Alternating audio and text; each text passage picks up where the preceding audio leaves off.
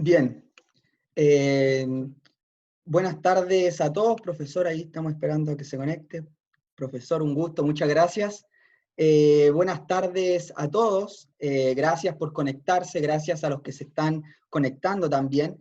Eh, Hemos querido partir junto al programa Amistad Civil para comentar un poco. Nosotros somos un proyecto de jóvenes católicos que buscamos promover lo que es la doctrina social de la Iglesia, a propósito de todos estos acontecimientos que han ocurrido en nuestro país el último año, y por supuesto lo que han ocurrido en los últimos días con el ataque a la fe, quema de templos en Santiago, y que todos hemos sido testigos.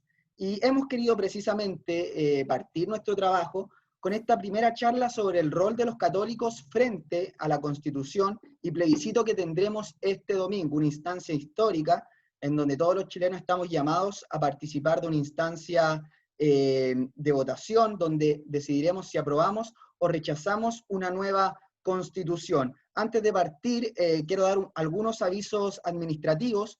Está disponible para todos los asistentes la opción de preguntas y respuestas, para que así durante la charla vayan enviando por ahí sus preguntas, y al final de la exposición le haremos las consultas al profesor.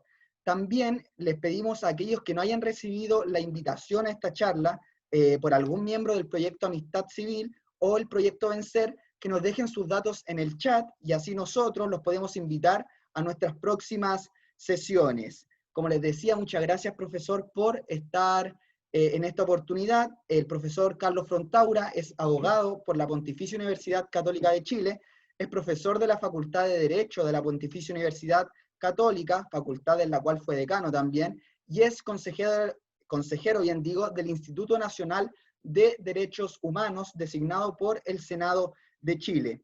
El profesor nos hablará del rol de los católicos frente al plebiscito de este fin de semana, ya decíamos, una fecha histórica, y qué está en juego y cómo influye esto a los católicos con los cambios que se buscan o eventualmente puedan instalarse. Profesor, desde ya, muchas gracias por estar con nosotros y le cedo la palabra. Muchas gracias, Kevin. Bueno, buenas noches a todos. Un saludo especial y un agradecimiento también por esta invitación a poder conversar, a poder conversar sobre estos temas que son tan importantes y que a veces dejamos como para el último minuto, ¿no? De hecho, estamos a una semana del proceso electoral y como que todavía de repente estamos como meditando sobre nuestras opciones. A propósito de lo que tú recordabas, Kevin, y particularmente, naturalmente, de esos hechos lamentables para todos los creyentes, como fueron los ocurridos el domingo pasado, déjenme partir por una cita de la primera lectura del día de ayer, precisamente ayer, ¿eh? Cómo nos cuida nuestro Señor, digo yo. San Pablo, la carta a los Efesios dice: y vosotros que estabais muertos en vuestros delitos y pecados, en los cuales vivisteis en otro tiempo, según el proceder de este mundo, según el príncipe del imperio de este mundo, el espíritu que actúa y sigue actuando en los rebeldes. Entre ellos vivíamos también todos nosotros, en otro tiempo, sujetos a las concupiscencias y apetencias de nuestra naturaleza humana y a los malos pensamientos, destinados por naturaleza, como los demás, a la ira. Por favor, no a la ira, que es, como dice San Pablo, inclinación y condenación de una naturaleza humana no redimida. ¿Ah? Y para seguir con el mismo San Pablo, ¿no? En el conocido pasaje a los Corintios, al hablar de la caridad: todo lo excusa, todo lo cree, todo lo espera, todo lo soporta. Y traigo esto a colación, naturalmente, para partir esta charla, porque hay algo que debemos desterrar nosotros en nuestra actitud: la ira. Creo que a todos algo nos bajó de eso ese día, ¿no? Por eso quiero partir por ahí. Y quiero recordar que mi hijo, que tiene 13 años, cuando vio la imagen cayendo de la Anunciación, de la torre, dijo: recemos por quienes han hecho esto, porque no conocen a Dios. Bueno, cuando vio la segunda iglesia, le bajó ira también. Así que quiero partir por ahí, porque creo que todos nos vimos afectados por eso, ¿no? Lo segundo que quiero recordar es que para enfocar esto de la perspectiva de los católicos, también tenemos que pensar que, como decía el teólogo argentino Leonardo Castellani, los católicos tenemos una gran gracia. Como quien dice, nos hemos puesto de acuerdo, decía él, de una vez y para siempre, acerca de 14 puntos. Y podemos decir que en esos 14 puntos coincidimos con el resto de los cristianos, ¿no? Y una vez que uno se afirmó en esos 14 puntos y que se fía de la palabra de Dios, todo lo que disputan los hombres se vuelve de golpe eso, disputas de hombres, nada más. Creo que estos dos elementos es importante tenerlos presentes, diríamos, al momento de reflexionar sobre este momento especial que vivimos, sobre este momento particular. ¿Y cómo creo que nosotros deberíamos iluminar esta decisión que tenemos que tomar el domingo? Primero, teniendo presente una cosa que se suele olvidar, que se suele omitir. Constitución siempre ha habido. Siempre ha habido. No existe. No ha habido nunca. Muchas gracias, señor Scott, diríamos.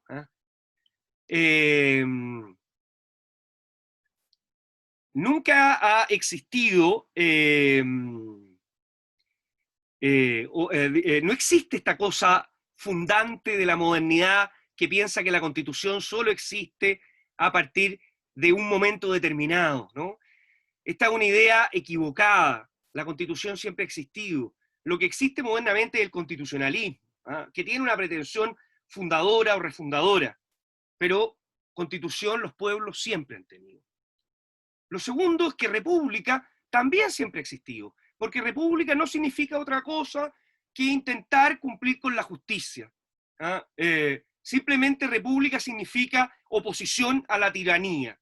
Y por lo tanto, cuando pensamos en una constitución, hay que tener presente que ella atiende a lo que los pueblos son, a lo que los pueblos hacen, y en segundo lugar, que la república implica, por sobre todo, respetar la justicia. Por lo tanto, si no hay respeto a la justicia, no habrá jamás tampoco auténtica o verdadera república. ¿Qué podemos decir los católicos o cómo enfrentar los católicos la situación que tenemos que, o la decisión que tenemos que tomar el domingo? Me parece que también la lectura del Evangelio del fin de semana es muy precisa. Dad al César lo que es del César y a Dios lo que es de Dios. Y este es el primer, el punto de partida, el punto inicial sobre el cual uno debiera asentarse. Ya el Concilio Vaticano II, y por lo demás la Iglesia siempre lo ha dicho, esta idea de dar al César lo que es del César y a Dios lo que es de Dios, ha implicado siempre el reconocimiento de que la comunidad política y la Iglesia gozan de una legítima autonomía, gozan de un ámbito que es específico de cada uno, porque ambas están al servicio del hombre. Pero que el gozar de esta legítima autonomía no implica una independencia total, una separación total, porque ambas buscan el bien del hombre y por lo tanto necesitan colaborar. Entonces, tener claro que el orden político y el orden, digamos, espiritual de la Iglesia son órdenes que deben gozar de legítima autonomía, pero que colaboran precisamente para el bien del hombre. ¿Cuáles son las consecuencias indispensables, básicas, por decirlo de alguna manera, de esta idea, ¿no? De la idea de la autonomía, por una parte, de la legítima autonomía, pero por otra también de la necesidad de colaboración para el bien del hombre?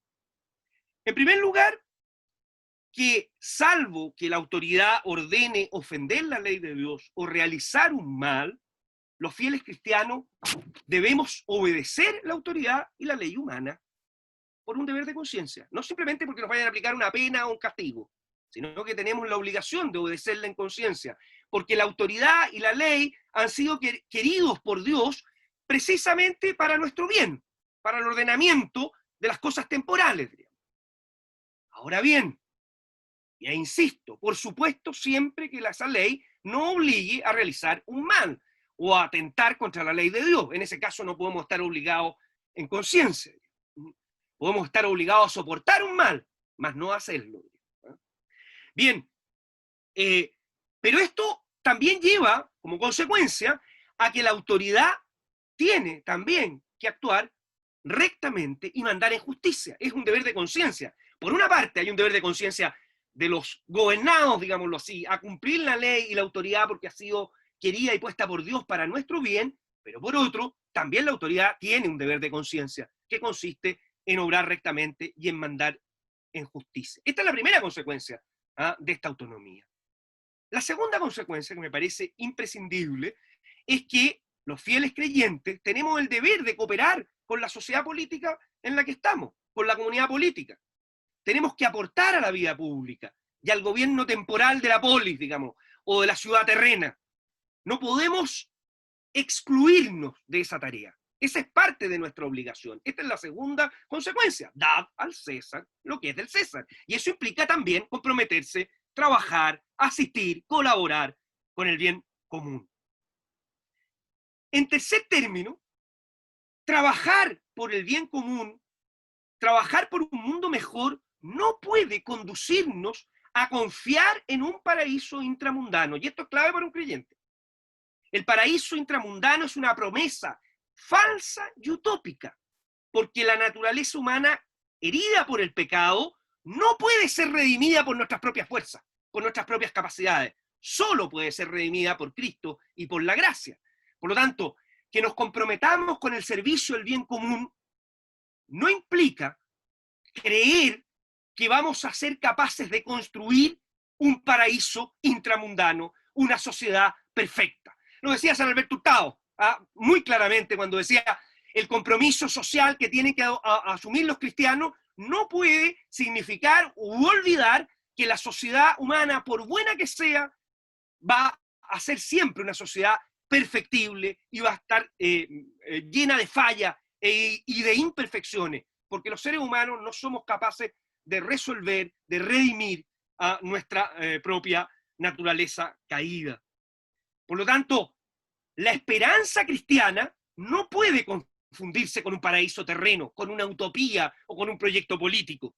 La esperanza cristiana en los cielos nuevos y en la tierra nueva llegará al final cuando el reino de Dios alcance su plenitud. Da al César, coopera, pero da a Dios lo que es de Dios. Y lo que es de Dios es ese reino final. Esa es la esperanza cristiana. No hay esperanza cristiana cifrada en una especie de reforma y menos en una especie de revolución. La revolución siempre es alteración del orden. La revolución es exactamente lo contrario de la redención, por decirlo de alguna manera. En cuarto término, de esta frase o de esta idea expresada por Jesucristo, me parece que se deriva también, diríamos, doctrinariamente, la idea de que el respeto de las legítimas realidades terrenas, de la autonomía del orden temporal, debe llevar a la Iglesia a no asumir posiciones técnicas. No es tarea de la Iglesia dar respuestas técnicas, porque las respuestas técnicas están ligadas a modalidades contingentes y concretas sobre la estructura político-institucional o sobre la estructura económica social. Y esas son remedios, son soluciones en la cual los cristianos tienen legitimidad para poder debatir y para poder opinar. Lo cual no significa que la Iglesia no deba iluminar con las verdades fundamentales los principales debates públicos, de modo de mostrar cómo las diferentes opciones reconocen o niegan esos valores y esos principios fundamentales. Así que, en síntesis, en esta cuarta dimensión, la Iglesia no puede comprometerse con soluciones técnicas, sería atentar contra esa legítima autonomía, pero al mismo tiempo debe iluminar la deliberación pública sobre cuáles son los principios, cuáles son los valores que están en juego, y por lo tanto, cómo estos pueden estar o no comprometidos, favorecidos o negados por unas determinadas soluciones. La diferencia de los remedios es, por cierto, una tarea de cada uno de los cristianos, pero la iluminación sobre estas verdades y valores es parte de la tarea que debe realizar la Iglesia. Y en ese sentido, llama a la Iglesia a actuar con recta conciencia, con discernimiento ético a los católicos para tomar una decisión, asumiendo dos cosas que Benedicto XVI señalaba muy claramente. Primero, la razón, que es la que nos ilumina para dar soluciones técnicas, debe ser permanentemente purificada. Nuestra razón, normalmente, precisamente porque vivimos en el pecado, porque tenemos una naturaleza caída, puede estar influida por nuestros intereses, por nuestros afanes de poder, por nuestros afanes de figuración, etc. Y por lo tanto es indispensable, es necesario que el creyente actúe con recta conciencia, lo que implica necesariamente estar constantemente purificando su razón. Y segundo, asumir, y aquí nuevamente la idea de que incluso en la sociedad más justa, el servicio a la caridad es indispensable. El servicio al amor es indispensable. La sociedad más justa que podamos pensar, primero va a ser imperfecta, pero segundo, va a requerir siempre de la caridad para poder ser salvada en gracia. Para iluminar, en quinto lugar, para iluminar este debate, decíamos, la Iglesia debe iluminar este debate. Para formar esta recta conciencia de la que hablábamos, la Iglesia ofrece una herramienta fundamental, que es su doctrina social.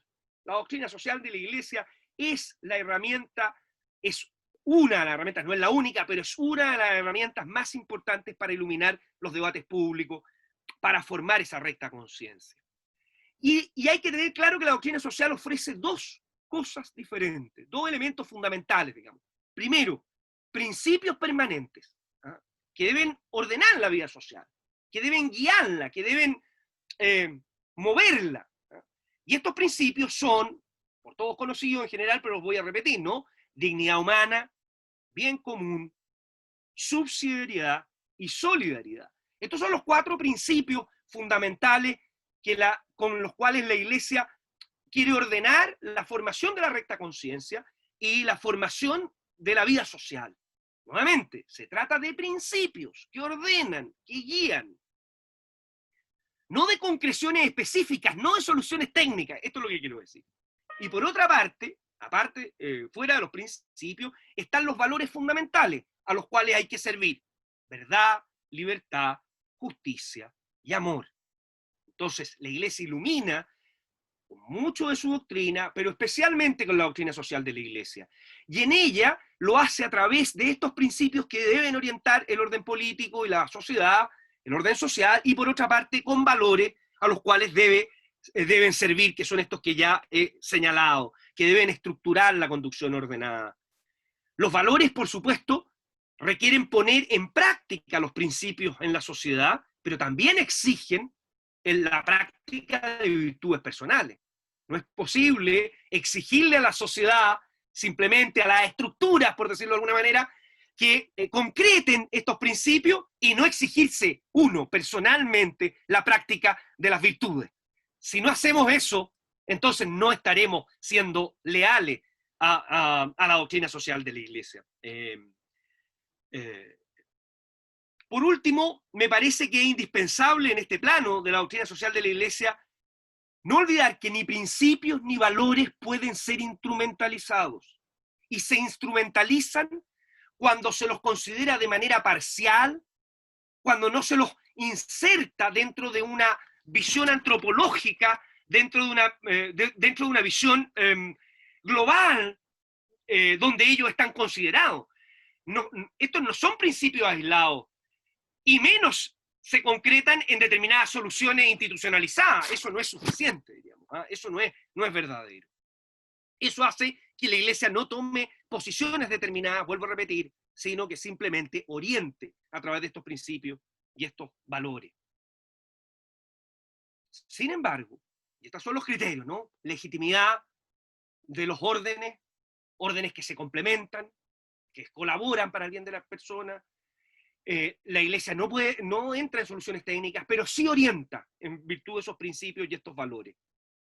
Sin embargo, hay cosas imprescindibles que un católico debe tener presente al momento de tomar una decisión.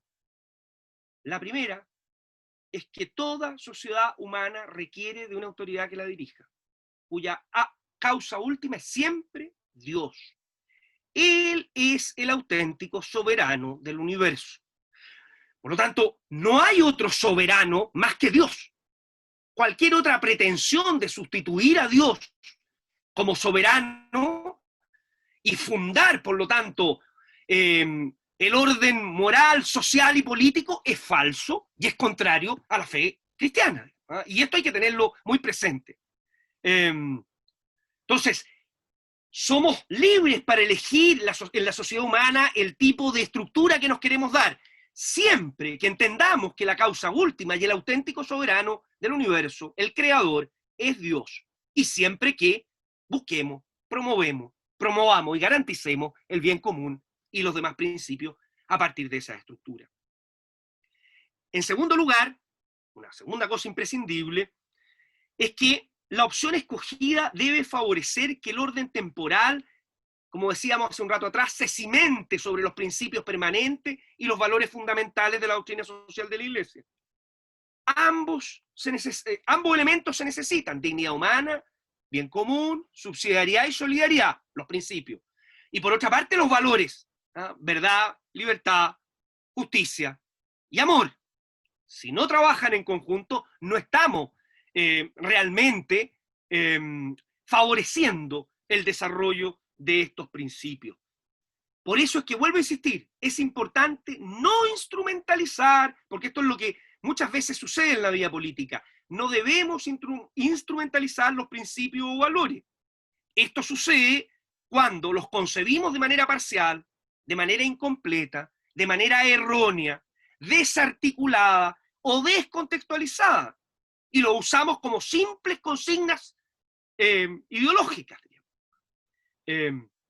Estos principios y estos valores se dan dentro de un fundamento ontológico, de un fundamento antropológico ético, y no están al servicio de proyectos ideológicos y menos de proyectos materialistas. Estos principios no se concretan en proyectos materialistas, no están para eso. Y por último, en este campo hay que tener presente también, me parece, que no es lo mismo un principio que orienta y guía que una solución institucionalizada. O sea, una cosa es la subsidiariedad y otra, o la solidaridad, y otra es la forma concreta en que ésta sea institucionalizado, que puede ser objeto de crítica, de evaluación, de cambio, de transformación, digamos. Las formas concretas en que se institucionalizan los principios no son los principios. Precisamente cuando defendemos formas institucionalizadas concretas, por ejemplo, el Estado solidario o el Estado subsidiario, que son formas institucionalizadas concretas, y no atendemos a los principios, podemos estar desnaturalizándolo y utilizándolo, diríamos, y no atendiendo a ello. En tercer lugar, en este sentido de las cosas imprescindibles, debemos tener presente que en el cambio constitucional están comprometidos aspectos cruciales para el respeto de los bienes esenciales de una sociedad cristiana. Y en este ámbito me parece indispensable recordar dos cosas. Como dice la Declaración de Dignitatis Humanae del Concilio Vaticano II, hay que reconocer que los derechos y la legítima autonomía del poder temporal ordena adicionalmente guardar los derechos superiores de Dios. Este es lo primero que tenemos que tener presente al momento de este debate constitucional. Es decir, la legítima autonomía del orden temporal no puede atentar contra los derechos superiores de Dios. Así lo dice textualmente Dignitatis Humanae. Entonces tenemos que tener a la vista cómo se guardan los derechos superiores de Dios en este orden constitucional que eventualmente se pueda querer construir. Segundo, que como señalaba Benedicto XVI, hay principios que no son negociables. Y no son negociables porque miran a la defensa y promoción de la dignidad de la persona, no porque miren a la defensa de la Iglesia como institución, sino porque miran precisamente al bien común, al bien de las personas, a su dignidad.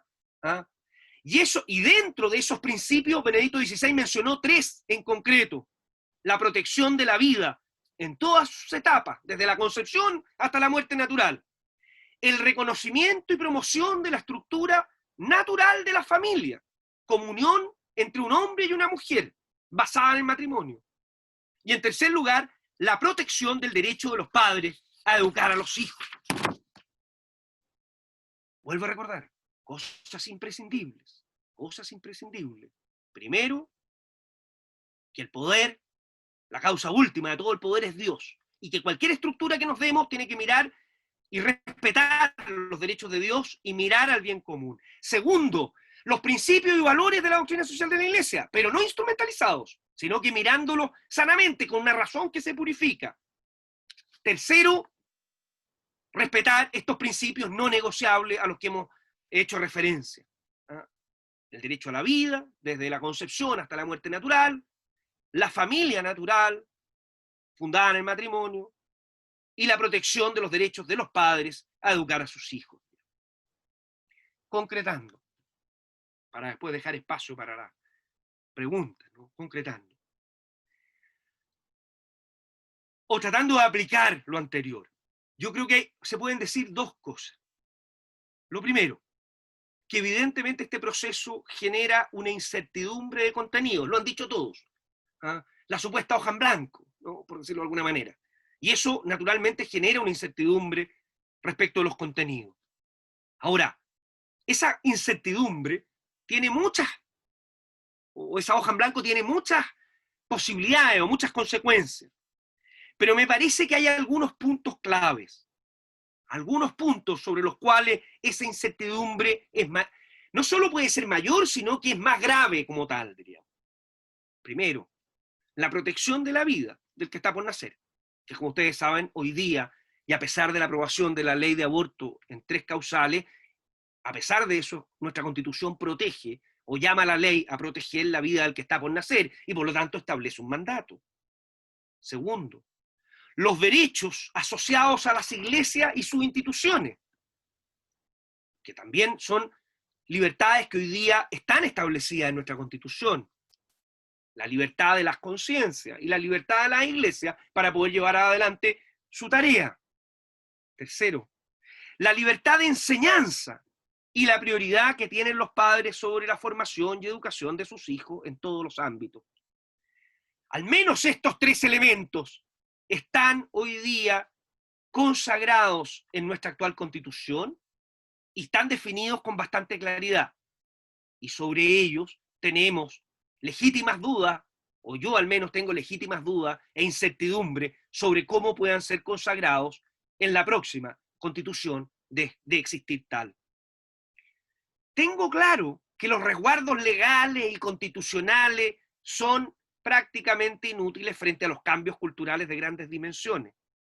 No creo, en buenas cuentas, que la fe, la esperanza y la caridad las vamos a poder asegurar a través de fórmulas jurídicas. No.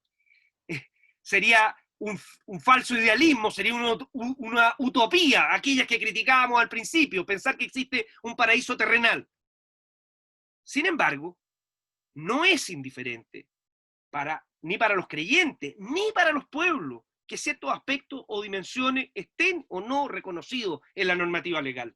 No es indiferente. Una cosa es que las instituciones jurídicas no puedan asegurar la fe, la esperanza y la caridad, y otra cosa es que las instituciones jurídicas no puedan de alguna manera consagrar algunas cuestiones que son fundamentales.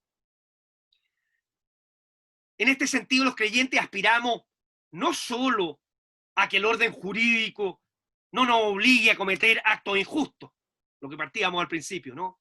No debemos cometer actos injustos, pero no podemos simplemente aspirar a lo mínimo, es decir, a que la ley no nos obligue a hacer acciones ilícitas o injustas.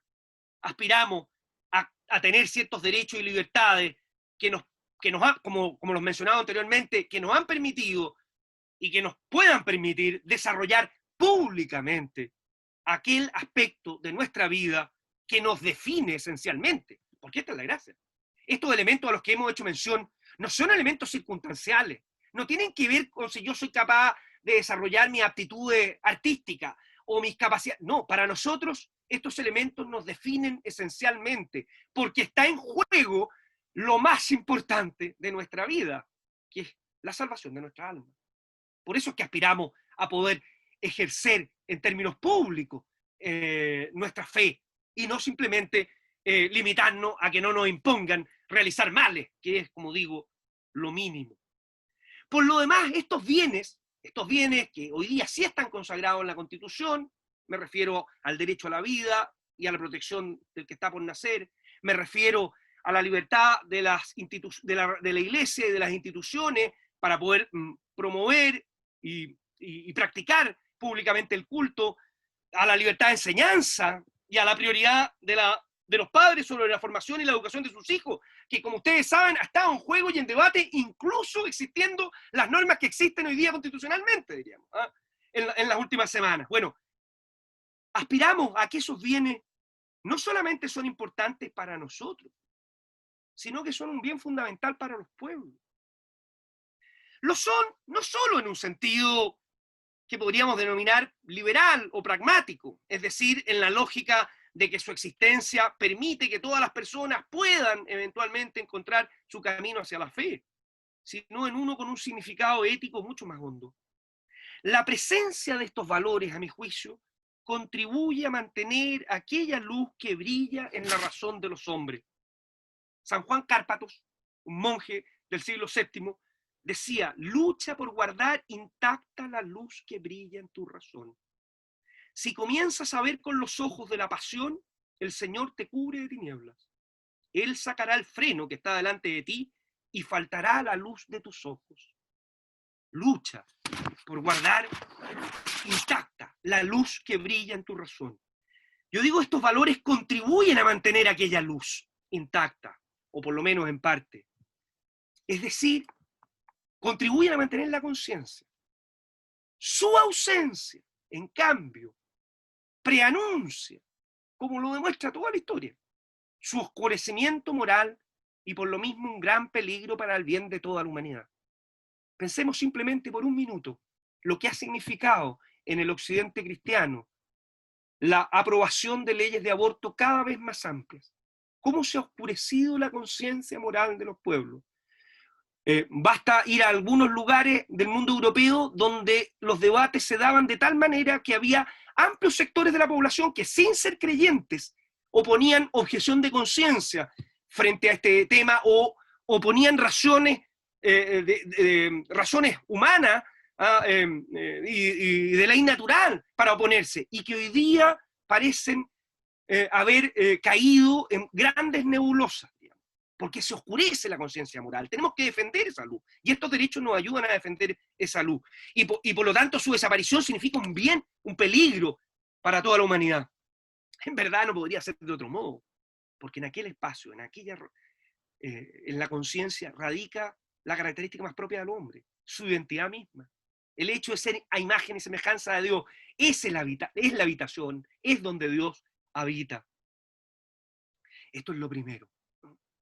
La incertidumbre que habla el proceso constitucional respecto de estos valores, que insisto, son valiosos no solo para los cristianos, sino para mantener intacta aquella luz de la razón, para no oscurecer la conciencia y poder, a través de ese diálogo, buscar esa justicia, esa verdad, esa libertad, ese bien común, esa dignidad, esa solidaridad, esa subsidiariedad, ese amor, en definitiva, al que hemos hecho referencia. Déjenme terminar con dos muy breves consideraciones. Fabrice Haddad, que es un filósofo francés converso, ha dicho que vivimos en una época que no es solo ideológica, sino tecnológica. El verdadero amor al prójimo no se puede aprender sino acercándose a él. La esperanza en el cara a cara con Dios solo se transmite a través del cara a cara con el otro. La fe en la encarnación solo se verifica en una encarnación.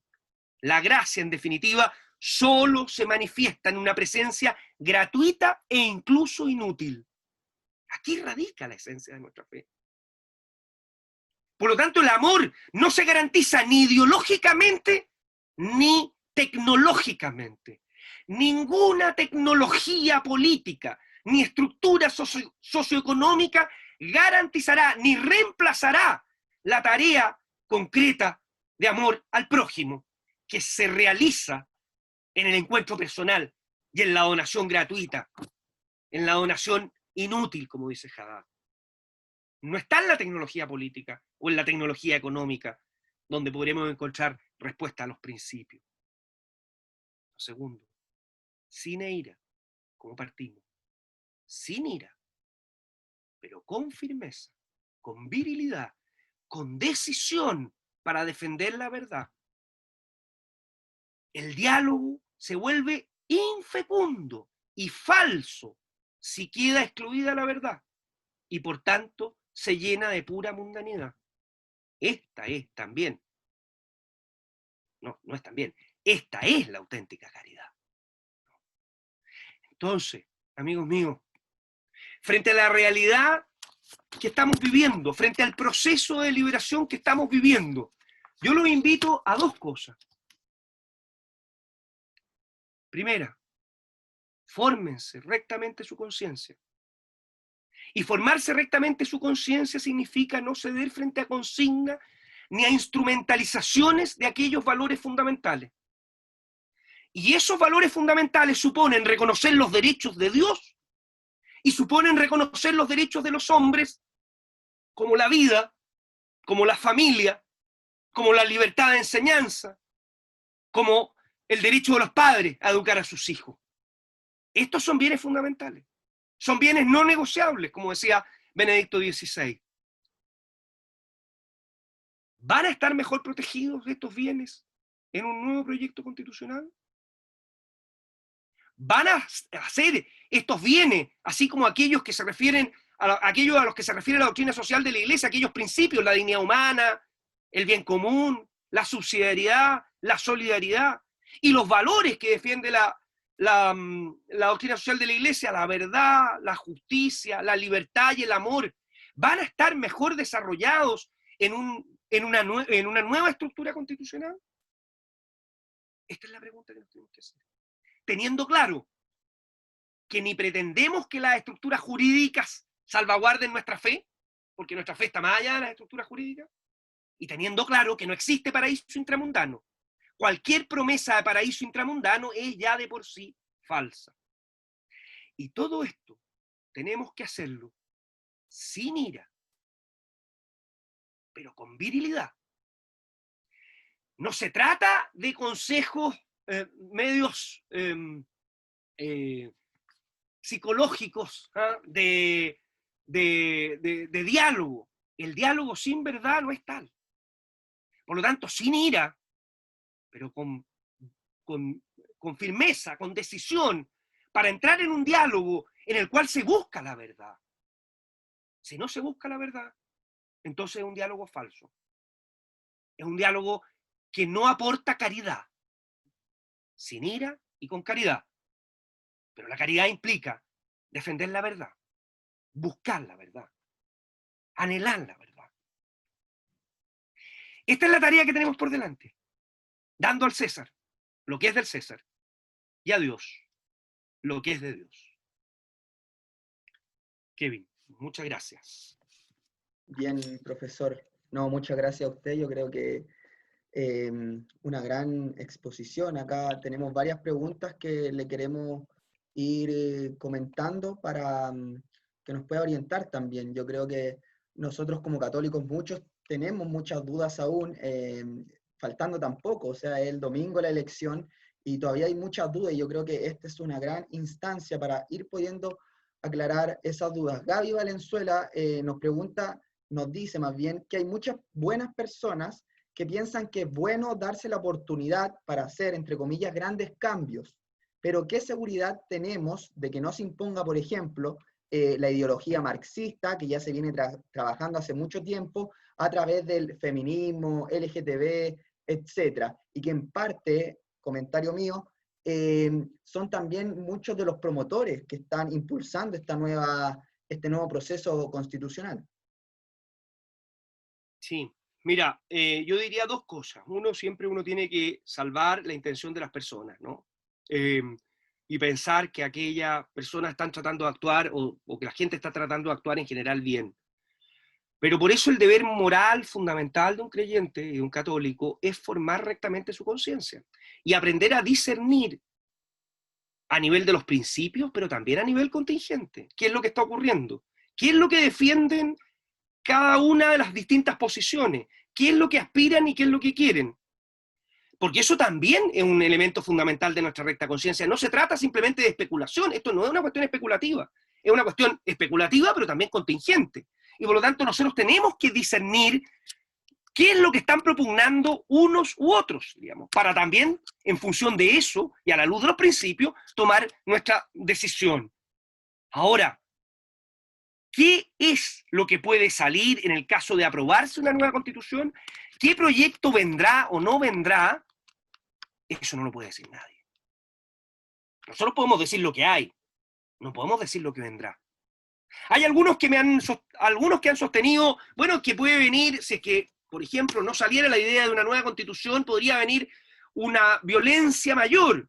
Bueno, yo simplemente le digo a aquellos que piensan que lo mejor en su recta conciencia es votar rechazo, bueno, no pueden dejarse engañar, no pueden ser rehenes, diríamos, de una amenaza, ¿no? Usted en su recta conciencia discierna en función de los principios que hemos conversado y discierna en función de las realidades. Si llega a la conclusión A o B en ese trabajo, no puede cambiarse de posición, no es legítimo que lo haga porque tenga miedo. Eso no es legítimo. ¿Qué es lo que vendrá? Yo le digo aquí a nuestra amiga que no tengo... Nadie puede decírselo. Nadie puede decírselo. Claro.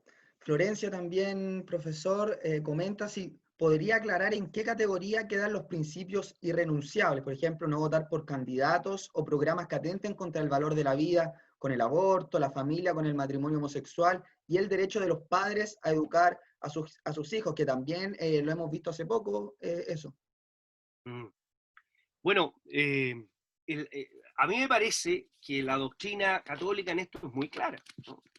O sea, uno tiene que formar su conciencia y tiene que votar de una manera en que estos principios estén salvaguardados. Si estos principios no se salvaguardan con nuestro voto, a mí me parece que en una conciencia rectamente formada no corresponde votar de una manera que estos principios puedan verse perjudicados. Digamos. Eso sería precisamente no tener una conciencia rectamente formada. Esto no es un problema de guata, esto es lo que quiero decir, ¿no? No es un problema... Alberto Hurtado tenía, ustedes que son jóvenes, diríamos, a lo mejor lo han leído, y si no, les recomiendo que lo lean. Tiene un libro muy bonito, un libro que está en internet, por lo demás, que es Cómo elegir carrera. Y me acuerdo que lo primero que parte, no sé si en la primera página o al principio, diríamos, pero muy al comienzo, dice, los muchachos y las chiquillas eligen carrera por aquello porque tienen ganas.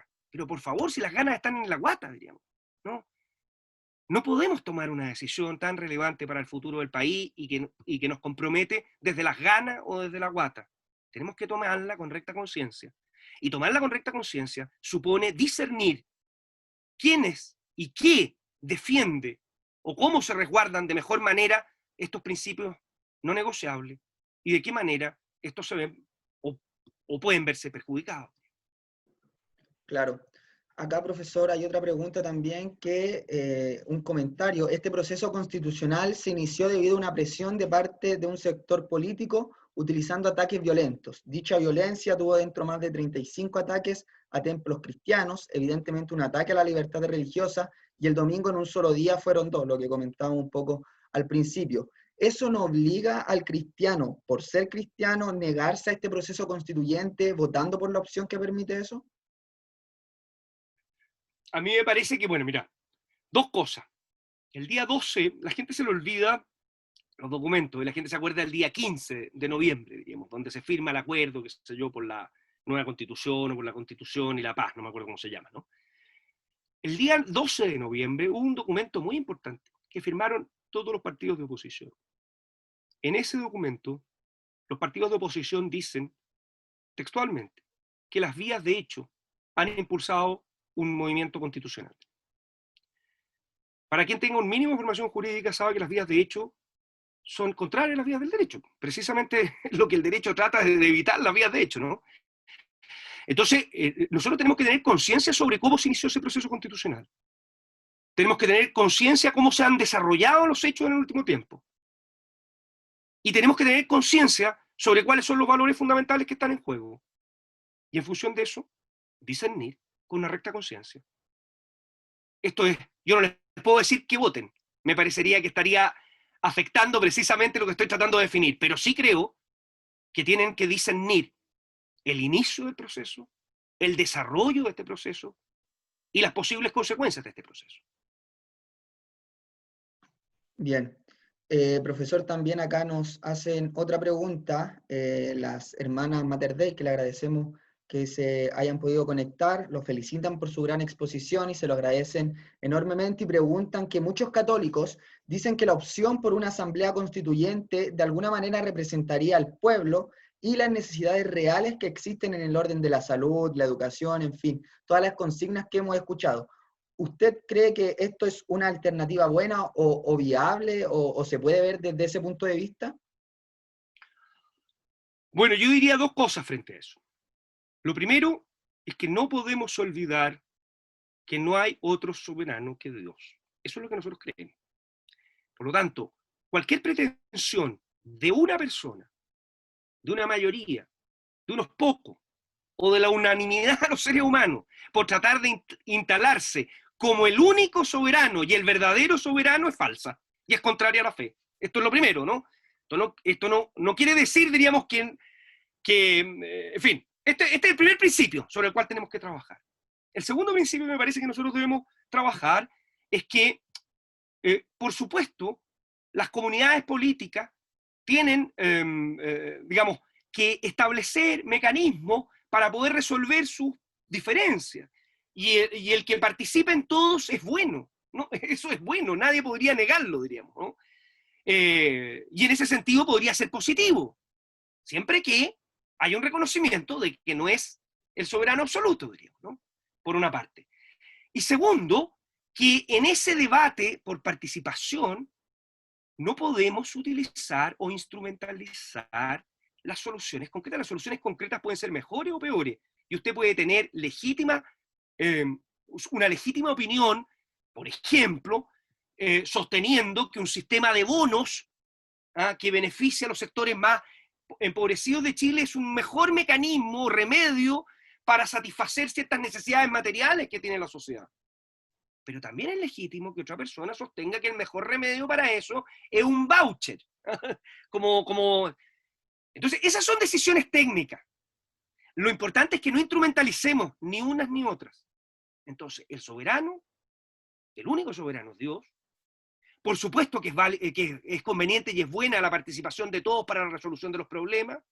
3, las soluciones técnicas, digamos, las soluciones concretas no pueden considerarse poseedoras o portadoras de toda la verdad sobre el bien de las personas, sobre el bien material de las personas, porque cuando lo hacen están instrumentalizando las soluciones concretas, diríamos. Están falseando los principios y los valores fundamentales. Y 4, yo creo que hay que tener mucho cuidado con las promesas de paraísos intramundanos.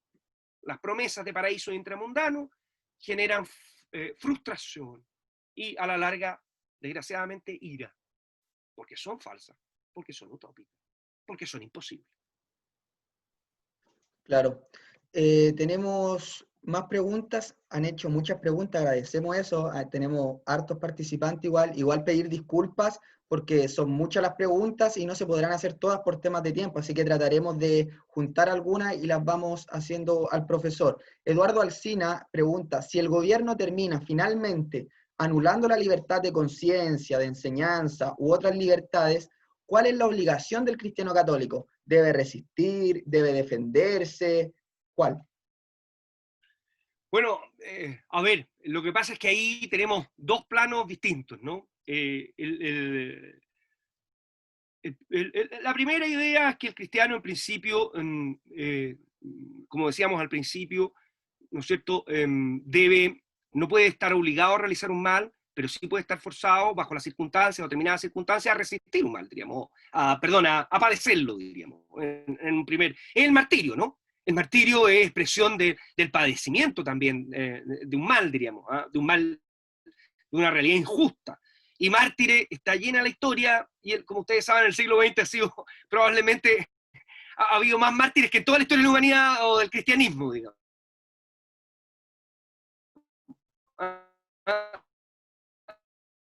Así que,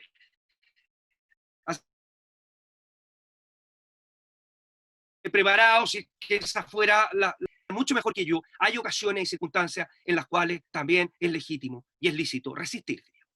Pero tienen que darse aquellas condiciones exigentes que permiten el ejercicio de ese derecho, diríamos. Entonces creo que estamos en los tres niveles.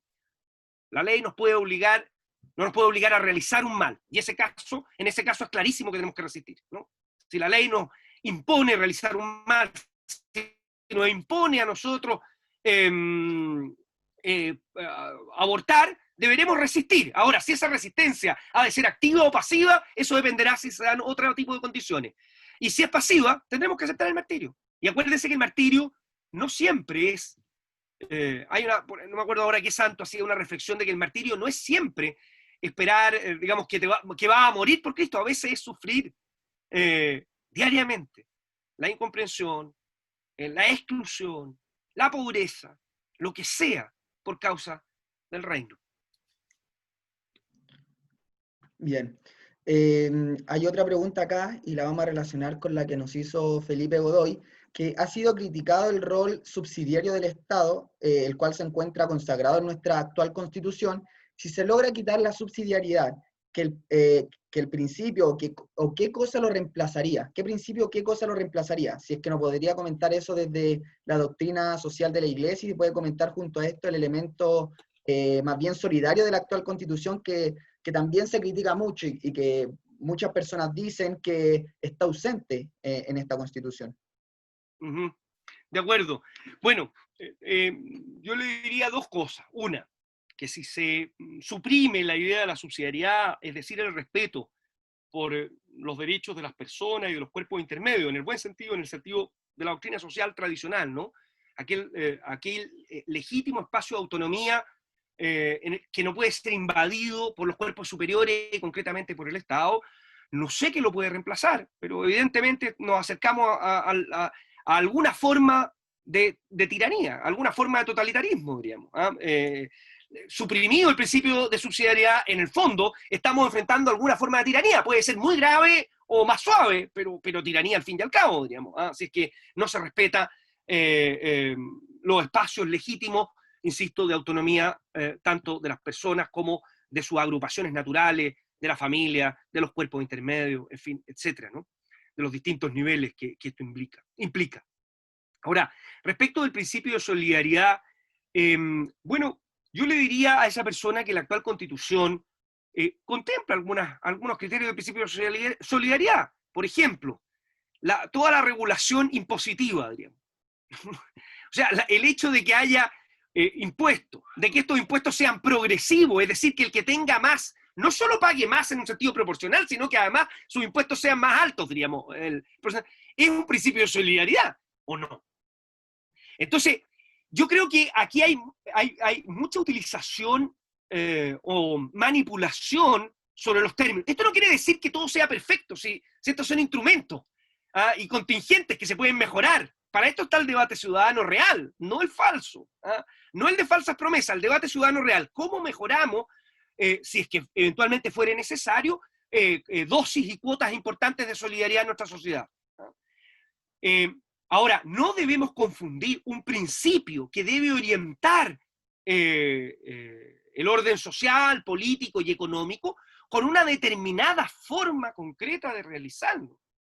El estado de bienestar, para poner un ejemplo que ha estado en boca en los últimos tiempos, bueno, es una forma determinada de institucionalización, o puede ser una forma determinada de institucionalización del principio de solidaridad, puede serlo, puede no serlo también. Y habrá que ver si es justo, al final este es el problema, si es justo o no, si contribuye o no al bien común. Porque sabemos, por experiencia histórica también, que los estados de bienestar también han generado grandes injusticias y también han afectado gravemente el bien común.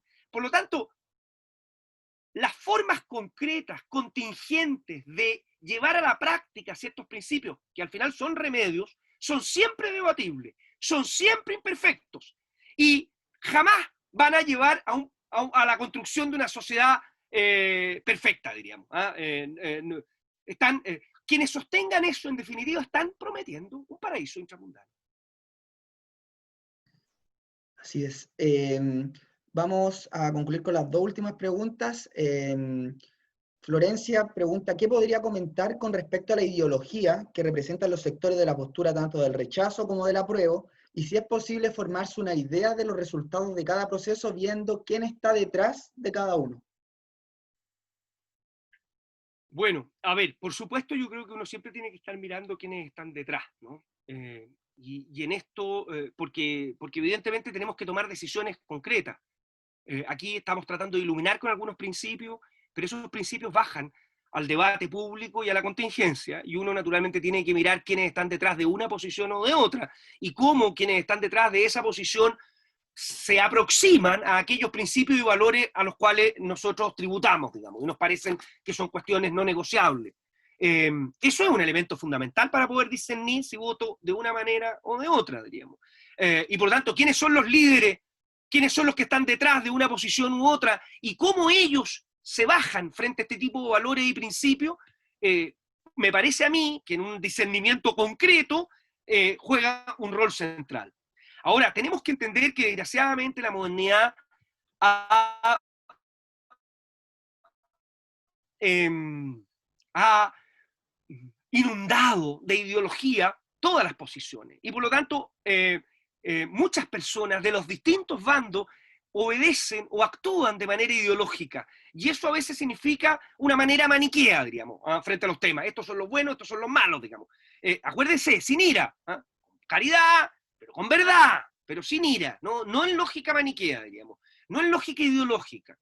Ahora, sabiendo que la ideología ha inundado prácticamente todas las realidades políticas que conocemos contemporáneamente, eso no nos puede limitar de participar. Y por lo tanto, frente a esas personas que están detrás con sus ideologías, tendremos que mirar cómo, insisto, qué sostienen a pesar de su visión ideológica y cómo se aproximan a ciertos valores y principios que para nosotros son no negociables y fundamentales. Aunque lo hagan, inclusive desde una perspectiva ideológica. No les daremos la razón a ello, en el fondo, pero por lo menos, si algunos dicen aproximarse o defender aquello que nosotros consideramos más valioso, más justo, aquello que no es negociable, bueno, tendremos que atender a esa realidad contingente al momento de tomar nuestra decisión. Claro. Y lo último, profesor, es un comentario de Ignacia Valdés, que dice que ella ve tanta gente que por miedo a perder sus privilegios y bienes, defienden la actual constitución escudados en sus valores morales, que tienen que ver con la familia o la defensa de la vida. Más son inmorales en su actuar laboral.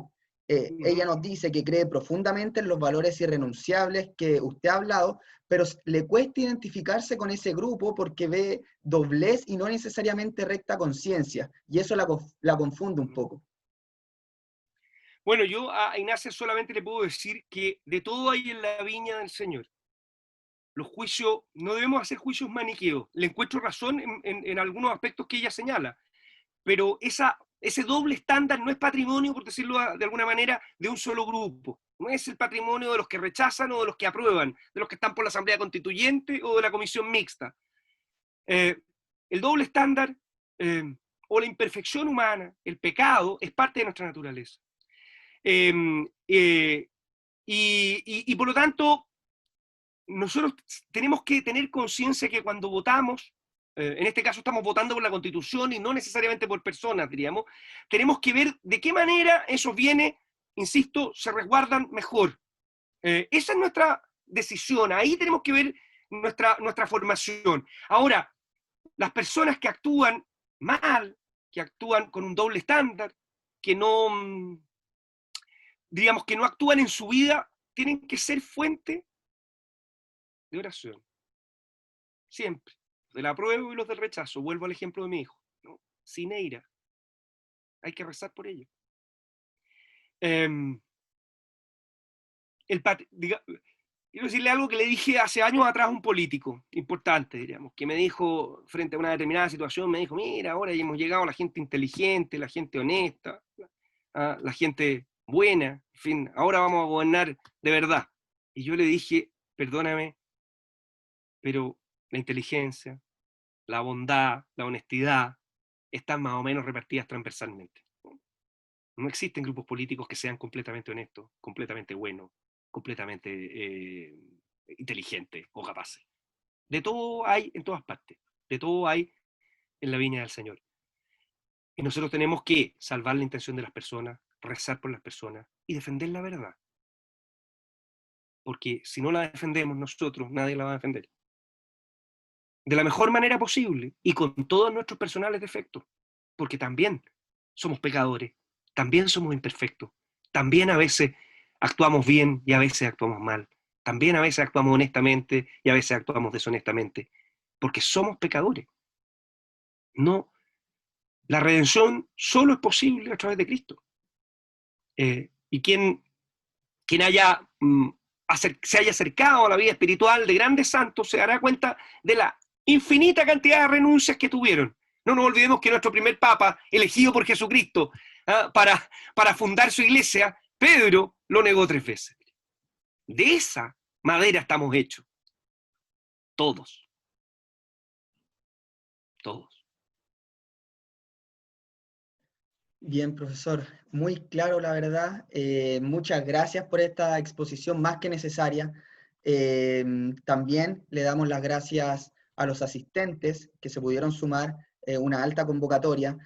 También avisarles que les enviaremos el link de esta charla cuando esté arriba en YouTube y para eso les pedimos que nos dejen sus contactos de WhatsApp o el correo, por ejemplo, en la opción de pregunta y respuesta, a menos que ya hayan recibido este link fuera algún miembro del programa Amistad Civil. Profesor, yo creo que el mensaje quedó muy claro a días de una instancia histórica, y yo creo que también el llamado es a participar, ¿no?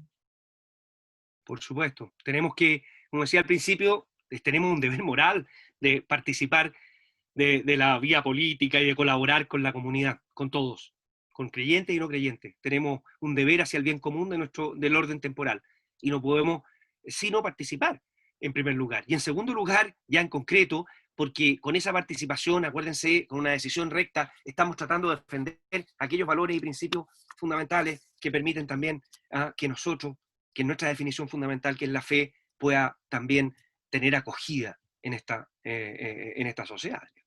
Así que nada, yo agradezco simplemente la invitación, pido disculpas por las deficiencias siempre personales y no atribuibles a nadie más. Y en fin, espero que estas conversaciones, estas preguntas y respuestas, que por supuesto no pretenden que ustedes tomen, no pretendo yo decirles que voten. Podrán ustedes tener claro, cada uno de ustedes tiene que tomar una decisión recta, ya lo sabemos. Pero por favor, fórmense, no solo participen, no voten con la guata, no voten con las ganas, sino que también con una recta conciencia formada. Bien, muchas gracias, profesor, nuevamente. Muchas gracias a los más de 100 asistentes. Y nada, el mensaje es claro, yo creo, y agradecerle por esta instancia y a todos los que se pudieron conectar. Nos vemos, profesor. Gracias. Muchas gracias. Esté bien.